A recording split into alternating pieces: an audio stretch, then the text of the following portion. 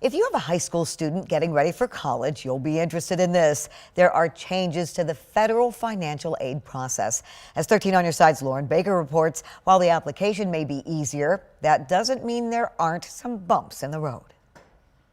Easier and faster. That's the goal behind changes made on the application process for federal student aid. Financial aid experts like Ferris State University's Rebecca Gruder says they're already seeing the positive impacts. From the experiences we're seeing with students, the process from start to finish is much quicker for students to go through. She says that's happening because there are less questions students and their families need to fill out. There's also a new form with the term contributor, where a dependent student's parents or guardians or an independent student's spouse fill out their own information needed for the student's financial aid. And those contributors need their own FSA ID and password in order to log into the FAFSA and complete their portion of it.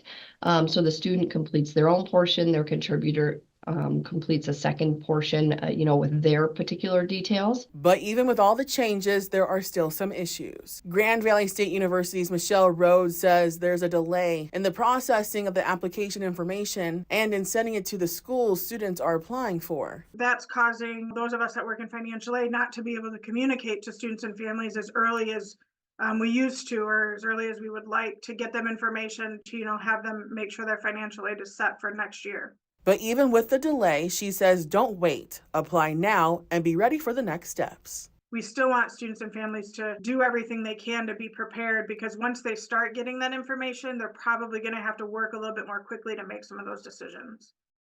So, Lauren, with this delay in the application process, what should students and families do if they have questions? Juliet, students and families should still reach out if they have questions. Ferris State University is actually holding 2 webinars on this process. The first one on February 7th is geared towards those first-time filers, and the second one on February 8th is focused on those who have filed already. And if you can't make those sessions or you just have questions for other schools, you're encouraged to reach out. Juliet. Lauren, thank you for that.